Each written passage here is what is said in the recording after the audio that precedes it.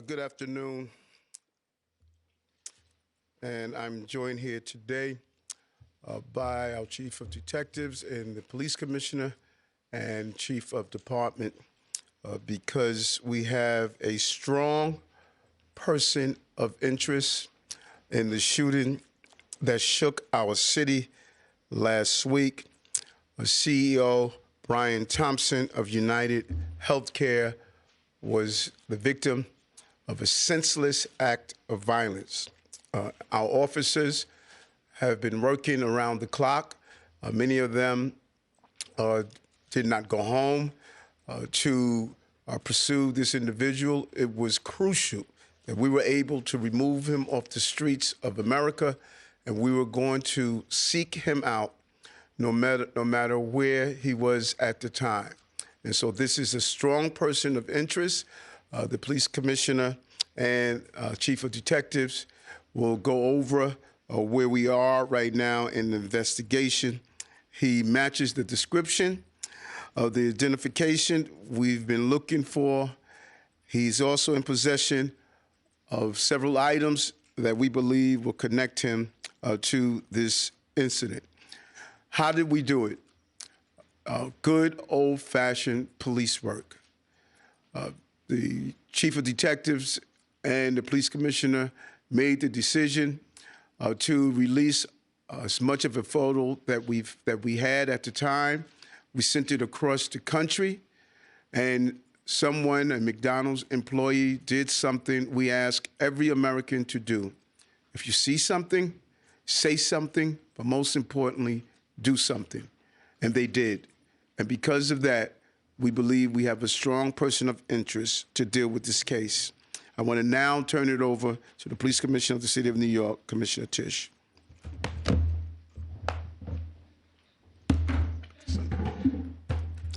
Thank you, Mayor. Good afternoon, everyone. Earlier this morning in Altoona, Pennsylvania, members of the Altoona Police Department arrested Luigi Mangione, a 26-year-old male, on firearms charges. At this time, he is believed to be our person of interest in the brazen targeted murder of Brian Thompson, CEO of UnitedHealthcare, last Wednesday in Midtown Manhattan. The suspect was in a McDonald's and was recognized by an employee who then called local police. Responding officers questioned the suspect, who was acting suspiciously and was carrying multiple fraudulent IDs as well as a U.S. passport. Upon further investigation, officers recovered a firearm on his person as well as a suppressor, both consistent with the weapon used in the murder. They also recovered clothing, including a mask consistent with those worn by our wanted individual. Also recovered was a fraudulent New Jersey ID, matching the ID our suspect used to check into his New York City hostel before the shooting incident. Additionally, officers recovered a handwritten document that speaks to both his motivation and mindset. NYPD detectives are en route to Pennsylvania as we seek to interview the subject further.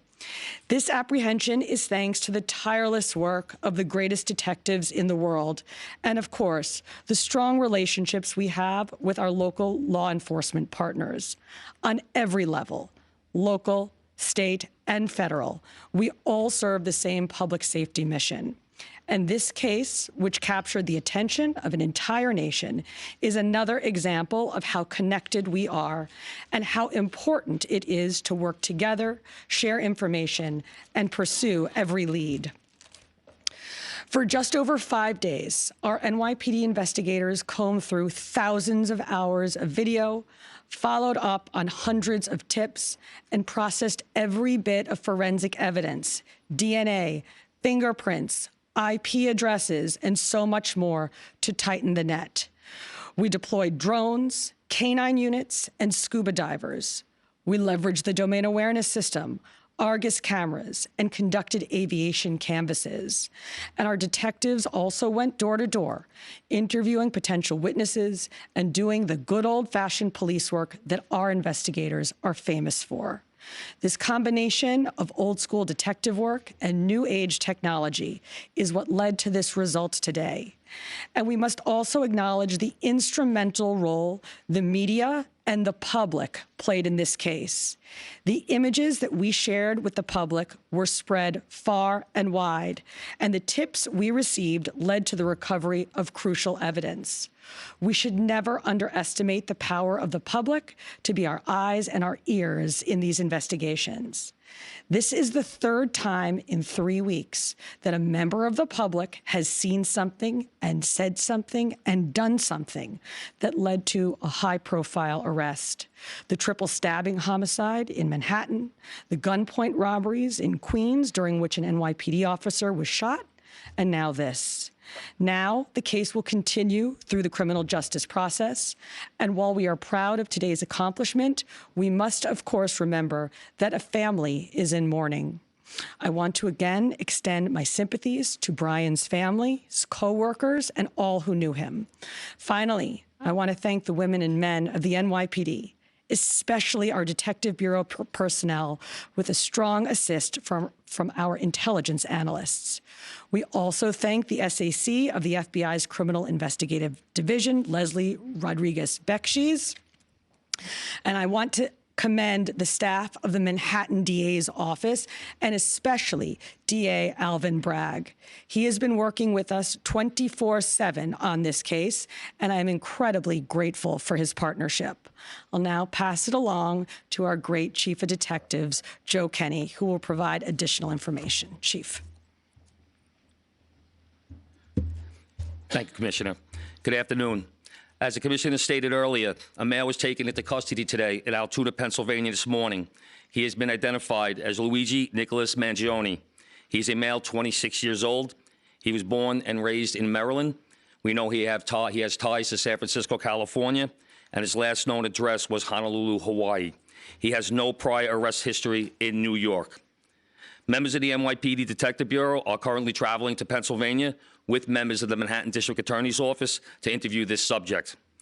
This case was brought to a successful conclusion based on the coordinated effort between numerous NYPD units, including the Intelligence and Counterterrorism Bureau, our federal partners at the FBI, the Manhattan District Attorney's Office, and of course, members of the Altoona Police Department in Pennsylvania. On Thursday, one day after this crime was committed, the NYPD released a photo of the shooter in this case. This picture was obtained by the NYPD during one of their extensive video canvasses. We took that photograph and we asked for the public's help in identifying this subject, and the public responded. Hundreds of tips began to pour into our hotline. Each tip was investigated thoroughly, and we began to release additional photographs as they came into our possession. The NYPD provided these photos to numerous media outlets. Local, national, and international outlets released the photo via television, print, social media, and online content. Luckily, a citizen in Pennsylvania recognized our subject and called local law enforcement. Members of the Altoona Police Department responded to the call, and based on their investigation, they notified the NYPD. This investigation is still active and ongoing. Thank you very much.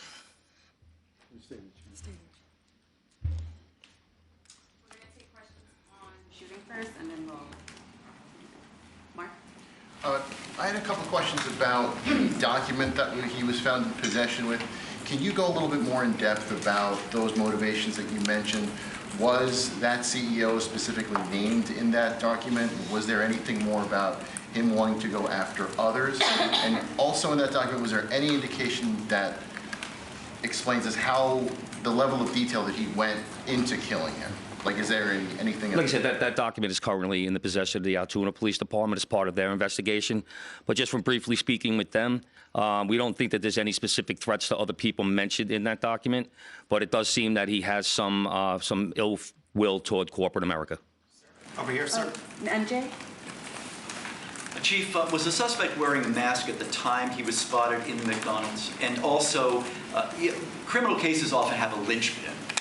Can you point to a single linchpin that helped crack this case? There's numerous linchpins in this case, in the fact that we've recovered an enormous amount of forensic evidence, an enormous amount of video, and once again, with your help and the public's help. So I really couldn't put it on one thing, but if I had to, it would be the release of that photograph from the media. Dean?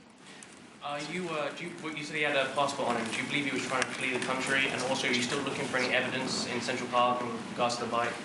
We had divers in the water yesterday. That came up negative results. The passport, we don't believe that he was planning on doing any traveling at this time. We don't think at this point in our investigation, we don't think he was trying to flee the country. The person at the McDonald's, were they buying food? What were they doing at that exact moment?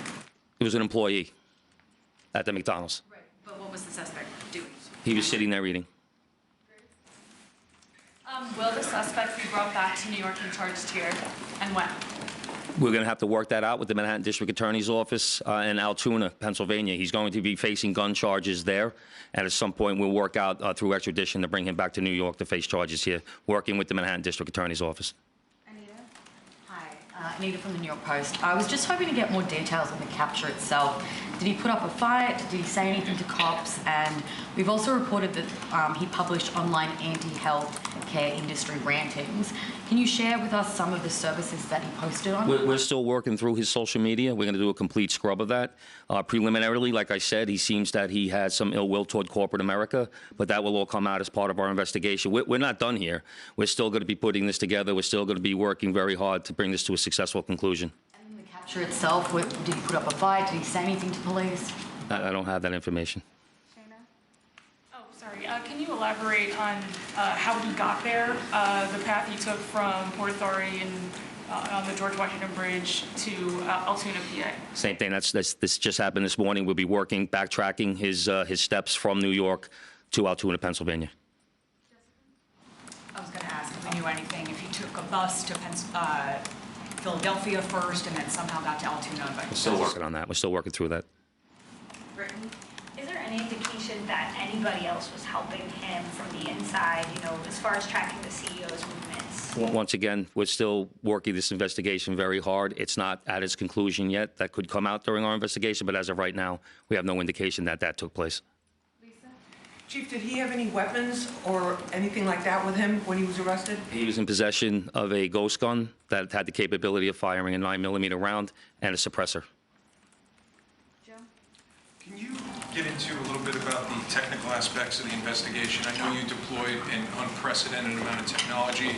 You also activated the Sentry program through Intel. Can you talk about how that is going to play into actually building the case as far as cell phone and all of the other technical aspects of what you've done? In this case, it really came down to technology was the use of drones in Central Park, and really comes down to the video canvas that we did. We used every source of video that we could collect, hundreds and hundreds and hundreds of hours from hundreds of sources, and that helped bring this to where we are right now. The gun is it believed to be the gun you used in the shooting? And there was some talk that it was a veterinarian type gun. Is that accurate? No, as of right now, the information we're getting from Altoona is that the gun appears to be a ghost gun. May have been made on a 3D printer. The capability of firing a 9mm round. Obviously, that will come out during our ballistics testing. Oliver? Yeah, Oliver Barnes from the Financial Times. Do you have any indication how long this handwritten, is it a handwritten manifesto that you found on the suspect? And then also whether or not he put it online at all? Don't know if it's online. As of right now, it's a handwritten 3-page document. Chief, does he have ties to that area, and was he someone who you knew by name before his arrest? We believe he may have attended college in Pennsylvania, but like I said earlier, he has ties to Maryland and California and Hawaii. And you knew him by name before today? Was his name on your radar? Excuse me? Was his name on your radar? Was he someone who you had been looking into before his arrest? No, we did not have his name prior to today. Lynn? Brittany? Does he have any prior arrests? I know there were none for New York City, but is there any prior arrests anywhere else in the country? We have not come across any arrests in the country. Chief, hi, how are you? On two things. On the ghost gun, is it something you're going to be looking into to see if he made it himself? And can he make that himself? Or would he have to buy the gun the way it was? No, once again, that'll be part of our investigation as we follow up. I mean, obviously he's going to face murder charges, but is there any chance that he could face any other charges because he was targeting the CEO and because of his writings and other things that we're now finding on him? Federal charges or that determination will be made by Alvin Bragg. Yes, what connections does he have in Pennsylvania that you know of, and are they in Altoona specifically? We believe he attended college in Pennsylvania. Does he know anybody in Pennsylvania? Wouldn't be able to tell you that. Okay, we're gonna take one more question from shooting Marla, and then we're gonna go. If there, what you talk about the manifesto having said things against corporations, but specifically UnitedHealthcare, and do you believe that Mangione acted alone?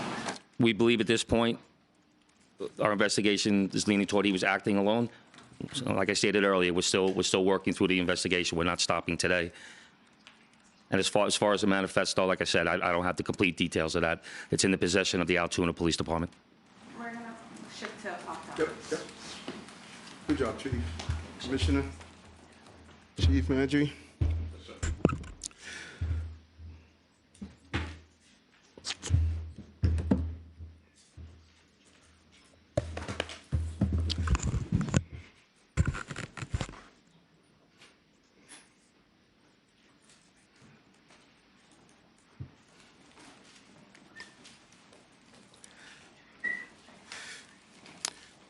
Again, great job by the New York City Police Department. In certain aspects of this investigation and the crime itself is something that we have been zeroing in on. Ghost guns. We have really talked about this since the beginning of the administration. They could be made on a 3D printer, and they are extremely dangerous, and we must do more on the federal level to clamp down on the availability of ghost guns.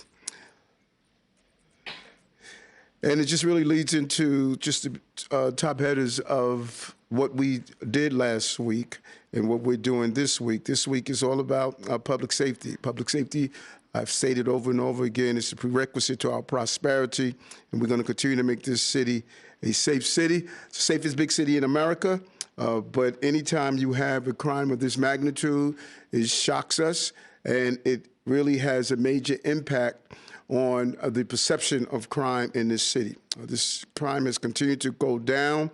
We're going to continue to do what's needed. Today we announced an Every Block Count initiative, and the blocks that we identified since October, they have not had one shooting or one shots fired job that came over. We're going to add that on to our Community Link operation that has resulted in over 1,000 operations and over 700 complaints resolved, nearly 16,000 summonses issued, and over 200 people placed in shelter. Our Community Link initiative is extremely important. It operates every day across the city, removing ghost cars, targeting illegal vendors, and addressing the everyday problems that make New Yorkers feel unsafe. The precincts where we have focused on our Every Block Count is the 73rd precinct in Brooklyn and the 46th precinct in the Bronx. These two precincts have historically seen high rates of violent crimes and shooting incidents, and so we want to make sure we deal with all of those quality of life issues that impacts why criminal behavior takes place. We don't want to only to be reactive, we want to be proactive. Hats off to the team. It's a big belief on my part. You have to dismantle the historic walls that kept us from operating together. FDNY, DSNY, DOB, DEP, HBD, NYCHA, Parks, DOT, and other community-based organizations are all part of this initiative with the local block CEO and many, many more agencies. You know, last week we announced Axe the Tax for working class. We're really pleased with this initiative. $62 million will be going back to those who are at 150% of poverty line. When you add that with our earned income tax credit and the other initiatives that we put in place, it clearly shows how important it is for us to focus on working class, low-income working class people. We really want to thank Senator Leroy Comrie and State Assembly Member Ronise Bichat-Hermelin for carrying the bill. So, Amaris, why don't we open the floor to a few questions? Hi, Mr. Mayor, How are you? Good. Other Good. big news today, Daniel Penny was found not guilty of the killing of Jordan Neely. I wanted to get your thoughts on that. And then another question. Last week on our morning show, you left the door open seemingly to rejoining the Republican Party. I wanted to know why you didn't say you're a proud Democrat. Do you find issues with your own party? First, as I stated when this incident first happened with Jordan, that's my son's name. And so, these incidents that happen in the city is not only professional, but they're personal, and we take that with us. Jordan should not have had to die. And I strongly believe, as I've been stating, probably from day one, we have a mental health system that is broken. When you have someone repeatedly going through that system, that's a signature of failure. And we need help in Albany and in the city council. We can't sit back and mourn the loss of someone that is caught up in this system when we're not taking the action every day. But a jury of his peers heard the case, saw all the facts and all the evidence, and made a decision. And I joined DA Braggs in stating that I respect the process. And then on my second question last week on leaving the door open about joining the Republican Party on our morning show, why didn't you say you're a proud Democrat, and do you find issues with your own party? No, it's amazing how things take legs and create their own creative writing style. I never stated that I was not running as a Democrat. I ran as a Democrat as a senator, as a borough president, as a mayor, and I won. I'm running as a Democrat. I was on Channel 11, and they asked the same question. I said the same thing. I am true blue, but I'm also a true blue-collar mayor. And the American people in general, but specifically here in the city of New York, they're tired of this squabbling after campaigns are over.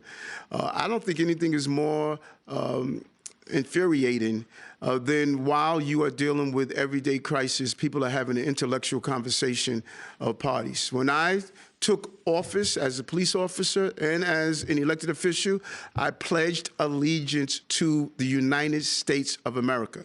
That's what I said on your show. And how did I run wild? That's just the nature of the creativity that comes from your industry. I ran as a Democrat, I'm going to run as a Democrat, and I'm going to win as a Democrat like I did the last time. Good to see you. How are you? Not too bad. How are you doing? Good, good. I was wondering if you could follow up on another comment you made over the weekend about the potential of invoking executive action to override the council and sanctuary city laws. Mm-hmm. Can you give us any other details about what you're considering doing? I think you've expressed why, but any details about any new policy you're presenting? And one quick follow-up to Kelly's question. Do you think the verdict in the Daniel Penny case says anything about the mood of the city, and do you feel like it opens the door for maybe more of these interactions of people taking justice into their hands, so to speak? Yeah, good question. And I'll answer the latter first. What you see, what people often do, a lot of people make interpretations, about trials, but juries are in the courtroom. They're hearing every piece of evidence. They are hearing the testimonies. They have to make the decision. And that's the system that we have. And actually, it is probably one of the best systems on the globe. And I think the juries heard the evidence and made a determination based on the evidence that they heard. And does it impact what's going to happen throughout the city, that people are not going to take action or going to take action? I don't think it does. I think that oftentimes people make these decisions when they are in the midst of it. And there's a desire of New Yorkers to help out those who are in need. There's a desire of New Yorkers to always respond when they believe it's necessary. And I don't think that is going to change in any way. This is not the first time, and I'm sure it's not going to be the last time, that individuals take actions, and people are going to question about those actions that happen. But at the cornerstone and the heart of this is that this young man, like so many others that are on our subway systems, I made it clear. That's not a place to sleep, to live. That's not a place to be. And when they need help, we need to give them the help that they have. What was your first question? Quickly, if you could give us any more details about what you're That's the thinking sanctuary about city. the sanctuary city. I have not been unclear about this. I've been extremely clear. I've said it over and over again. I said it last year sometime. The part of the law that the city council, they have refused to change, that we cannot communicate with ICE when people commit serious violent acts. I disagree with that. That was not the sanctuary city law that Mayor Koch put in place. It was not the sanctuary city law that Mayor Bloomberg did. The previous administration made a major change. And there was a report over the weekend where a councilperson stated that, why don't you just open up the federal ICE office on Rikers Island? We can't. It's right. So, one should know what the law is and what the law isn't. And if I had legal standings to overturn that law, then that's the conversation I want to have with the court counsel. When we feel the law is unjust, we go to our court counsel and say, do we have legal standards? We're not going to do frivolous lawsuits just to say we're doing a lawsuit. I was just curious, are you going to add crime? Because there is a list of crimes where someone committed them, you can release a detainer if ICE has a judicial warrant. So is it a matter of adding more crimes? Is it a matter of what you just mentioned, allowing ICE to work on city property? Any specifics you can give us? My directions to the Corp Counsel was to give me my options on what I could do as the mayor and what EO I can actually put in place. They are looking through the options. They're extremely clear on my feelings about people who harm innocent New Yorkers and people who harm migrants and asylum seekers. I'm clear on that no one in this city should be the victim of a violent crime. And so they're looking at that, and once we make a determination, I can circle back. Mr. Mayor. Yes. How are How are you? Good, thank you. I just wanted to circle back onto the Daniel Penny verdict. Should the governor remove District Attorney Alvin Bragg after losing this case, which you previously signalled is a case that should not have been brought forward? And then I just wanted to follow up with, is the jury's decision a reflection that New Yorkers are sick of a soft-on-crime justice system? Sick of what? They're sick of a soft-on-crime justice system. No, she should not remove D.A. Bragg's. The people voted for the district attorney. We have a process, and I am totally against using mechanisms to overstep the boundaries of the electeds. And so, no. And we've had great partnership with the district attorney and some of the things that we have done in the city, and we look forward to continue to do that. New Yorkers have always been tired of things that allow people who commit violent acts to be part of a revolving door system. I've talked about this over and over again, that we need to deal with those who are repeatedly dealing with carrying out violent acts and those who need help. 18 to 20% of those who are on Rikers Island have severe mental health issues. 51% have mental health issues. That's why my call of using one of the 4 jails that we're opening to turn it into a state-of-the-art psychiatric facility. We could do a better job, and we could do better resources, and it can't be waiting until these incidents happen, then everybody stands up and says something's wrong. We need to stand up before something happens. Hi, Mayor. How are you, Emma? Good.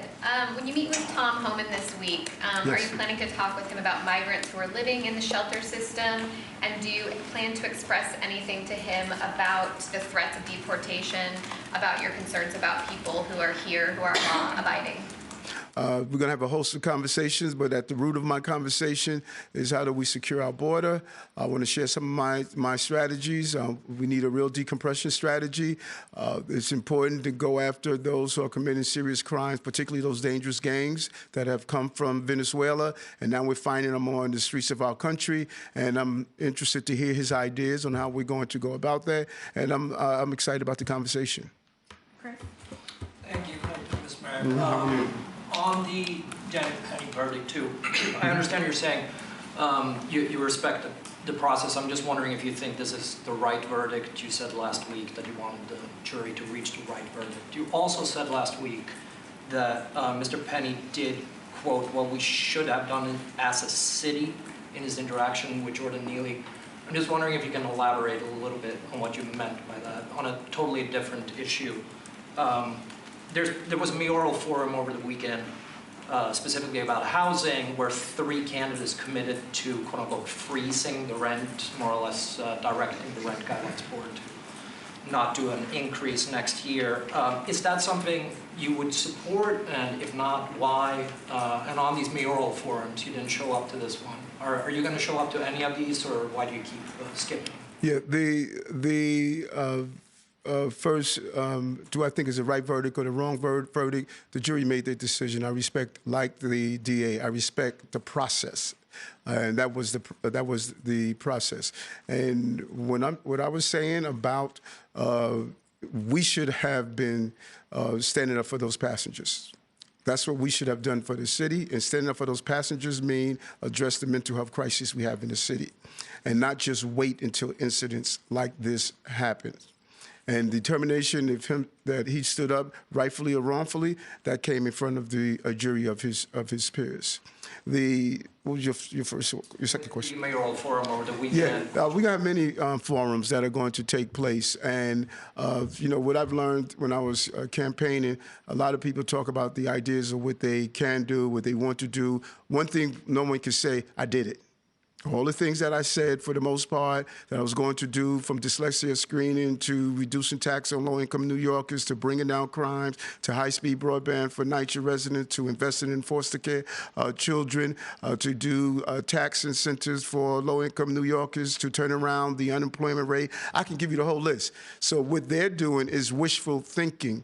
I put the team together to make it happen for housing conversion, and I'm happy to hear that they all have woke up and realized we have a housing crisis, and now they're coming up with visions. But it's starting from the fact we had the most comprehensive housing reform in the history of the city. That's what we got to remind everybody. And all those who are running that are elected already, the question should be, where have you been? So if you had all these visions before, don't wait until you decide to run for mayor. We're doing it. And so good luck to them. And I'm looking forward to some of the forums and some of the debates. I'm looking forward to them because I have something to run on, not just a dollar in a dream. But specifically freezing rent, is that something you would support for the RGP? Mr. Mayor, so this morning the City Council and the Public Advocate filed a lawsuit over your suspension of the local law 42, I believe, you know, solitary confinement bill. You know, I'm just wondering what your reaction is to that, they're trying to prevent you from suspending that law. And it would be played out in courts. We just have a difference of opinion here. First of all, we don't have a sanctuary city. I mean, we don't have a solitary confinement, you know, and I don't know why they keep saying that. We don't have a solitary confinement. And I'm not a hard guy to figure out. I made it clear over and over again. Public safety. And I don't go to Rikers Island just to, you know, have a photo op. You know, when I went on Thanksgiving Day, it was to talk to the correction officers and the inmates. It was to walk through and see, are we making progress? I've been on Rikers Island more than any mayor in the history of this city. And my job is to make sure correction officers are safe, the civilian employees are safe, and inmates are safe. 80% of those who are assaulted on Rikers Island are assaulted by other inmates. And I need to make sure that they're safe. And the way the law was written, it jeopardized their safety, and we took necessary steps after communicating with the Corporation Counsel, and the courts will make that decision. Yeah, Mayor Adams, with the CEO shooting, there was a constant stream of updates, surveillance images, Crime Stopper alerts, TV news spots, requests for information from the NYPD. But I wanted to ask you about the killing of a migrant teenager last week in the financial district. A group of men attacked him and another migrant after reportedly asking him whether he spoke English or not. What updates do you have in that case? And do you have images of the suspects in that case? And if so, why haven't those been publicized, as we saw in this other case? And has the same amount of police resources been spent on his death as the CEO's death? First and foremost, the fact pattern that you just described about asking, did he speak English, that was not in any of the reports, that was not in any of the interviews, because I specifically asked the investigators and the commissioner, and that wasn't any documentation or any of the interviews that took place. Any loss is a huge loss. And there are aspects of that incident that is slightly different from what was reported and is currently receiving the necessary manpower to bring the person to justice. And we don't believe a loss of a death of an innocent life should be ignored. But when you have a specifically targeted shooter, we didn't know if this person was going to carry out additional shootings. We didn't know if this person was a serial shooter. We didn't know what we had. We knew we had to take him off the streets of the city. So the urgency was not so much that was he a CEO in comparison to someone that's a low-income New Yorker. No, it's not. We did not know what we had and what was going to be the extent of that. And as it was just mentioned, some of the preliminary reporting that the chief gave us is that he was showing a total, appeared to be a distaste for corporate America. So we didn't know what was next. And we did the necessary decision to make sure we brought this person to justice and took him off the streets of New York. So if the reporting hasn't been accurate, do you have any updates on that case? We're actually moving on. Morgan? Hi, Mr. Mayor. Hey, Morgan, how are you? I'm good, thank you. So on the man believed to be the suspect here, one of the reasons why you guys got a good look at him is because he was able to pull his mask down in the hostel. Just wondering if this is prompted you to renew your call to have people not wear masks when they go inside businesses. And then my second question is, you said that you're going to run as a Democrat, but you said you're also a blue-collar mayor. Do you feel like the Democratic Party has strayed away from its blue-collar roots? I think it was last year, early this year, mayor's dog years, we called to say, when you go into businesses and establishment, ask people to temporarily remove their mask. We can close these cases in hours when if everyone will cooperate and just say temporarily pull down your mask. You don't have to permanently take it off, but once you get that video, once you get that picture, then you are in a good place. And we're going to ask our Uber, Lyft, taxis, all of them to act the same. When you get inside someone's taxi, someone's cab, someone's for hire vehicle, you should have that person pull down their mask so you can see who they are, and many of our vehicles have cameras inside. That would assist us greatly to apprehend the person involved and send the information across the country. And so I will continue to advocate a very smart, simple way of having a great tool for law enforcement, and we're going to continue to do that. And then the second question, you said that you're going to run as a Democrat, Yes. but The Democratic also, groups, yeah. right. No, I think that we are not doing a good job in speaking to working class people. And I've said this over and over again, and I said it pre-election, that our conversation is and must be, as what we've attempted to do in this administration, from housing to bringing down the cost of child care to all the other initiatives. We wanted to speak to working class people, and that's what I hear from working class people every day. And while they are hurting, they don't want this intellectual conversation that I believe the party started to do. You look at what we did here in New York. The minority leader in Congress, Hakeem Jeffries, was able to secure many of his seats here because those candidates were having a working class people conversation, and that's what I think the party needs to do. From Bloomberg? Yeah. About the mask ban. Yes. I know that the governor has also been talking about pushing for a ban maybe in subways. You've talked about it. Would you go to some kind of legal ban or something that you would present before the city council? I think it's a combination from our preliminary review. It's a combination from the city council and a combination from the state. We had a ban in place, and it was removed after COVID. I think we need to re-examine having that put back in place. And I know the governor has voiced some interest in it. And I think that what we saw here maybe this would give the win in the sale to bring this home. One thing is clear that, thank God, this person didn't go out and harm other individuals. The longer he stayed on the streets, the more dangerous it could have been. Hi, Mr. Mayor. What's up, Liz? How are you? Good. Just wanted to clarify something. You talked about this last week, too. Yes. Would you prefer to see an undocumented person who's accused of a violent crime? Would you prefer to see that person serve out their sentence before being handed over to federal authorities? Or would you be willing to hand them over to federal authorities before that verdict and before the sentencing is announced? My desire is to give the member of the public who's the victim of that crime, they should serve their sentence. I want to hear what the borders are, what his ideas are, because justice is making sure that person serves a sentence. If that person commits a serious violent act and he's automatically cut loose, we can find that person back on our streets.